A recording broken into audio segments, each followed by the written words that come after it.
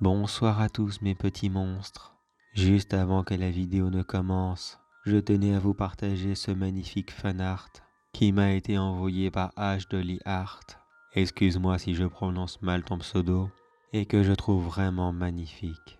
Une version de mon image de profil, mais un peu à la Jack Skellington ou le Slenderman. Un grand merci à toi pour ce magnifique fanart. Et je vous invite tous à aller découvrir le reste de son travail dans la description de la vidéo où vous y trouverez le lien de son compte Instagram. Si vous aussi vous avez de magnifiques dessins comme celui-ci à partager, je me ferai une joie immense de les présenter. Mais n'oubliez pas que je les présenterai un par un afin de tous leur donner leur petit moment de gloire. Sur ce, mes petits monstres, place à l'histoire.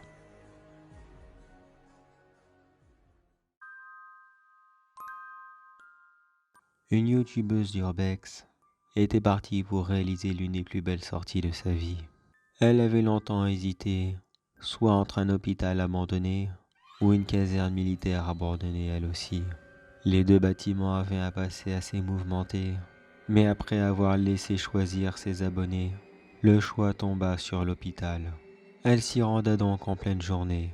Malheureusement pour elle, couvre-feu l'oblige. Et puis de toute façon, les urbex de nuit ne donnent jamais rien de bon. Son urbex était en live sur sa chaîne, équipé d'une grosse caméra 4K, une plus petite frontale et d'un micro externe. Elle avait l'équipement parfait afin de filmer l'intégralité de son urbex et de pouvoir offrir une vidéo exceptionnelle. Elle n'eut pas de mal à trouver le bâtiment, un peu reculé dans les bois, mais assez souvent visité par ses collègues, sauf depuis une bonne année et demie maintenant, confinement sur confinement, et avec maintenant le couvre-feu, peu de gens avaient le temps de se consacrer à ce petit bâtiment et qui n'avait pas une grande importance dans l'histoire. Elle aurait préféré aller dans la caserne militaire, mais de savoir qu'elle offrirait une nouvelle vidéo sur un bâtiment qui en comptait certes déjà plusieurs, mais toutes étaient déjà vieilles de plus de 2 ans, lui donnait un petit espoir.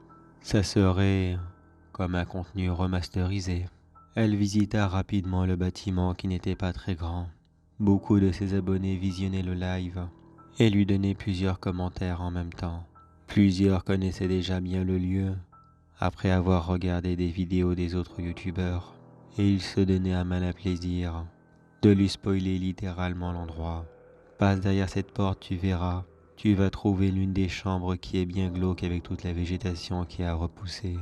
La pauvre n'aimait déjà pas faire des visites guidées. Cela allait certainement lui gâcher tout le reste de la visite. Et elle se promit à elle-même que plus jamais elle n'annoncerait à l'avance le nom du lieu où elle se rendrait.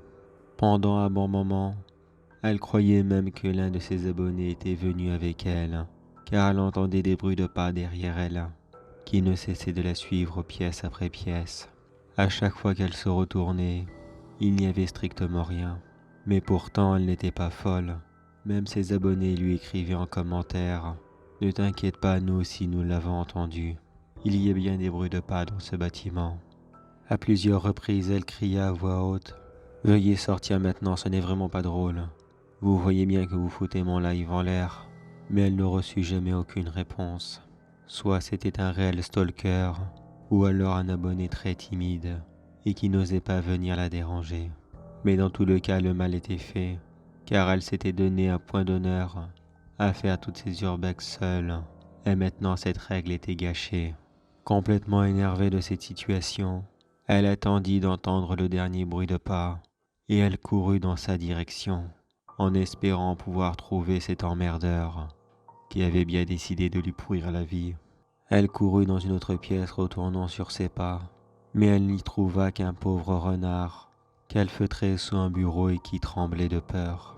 La pauvre bête n'osait pas du tout bouger, comme si elle venait de voir un fantôme. Beaucoup de ses abonnés lui écrivaient « Tu vois bien que tu lui fais peur, s'il te plaît, laisse-le tranquille. » Mais l'un d'entre eux écriva aussi « Vous ne trouvez pas qu'il a le regard porté ailleurs ?» Elle le regarda attentivement, et effectivement, le regard du renard n'était pas porté sur la jeune femme, mais sur quelque chose qui était derrière elle.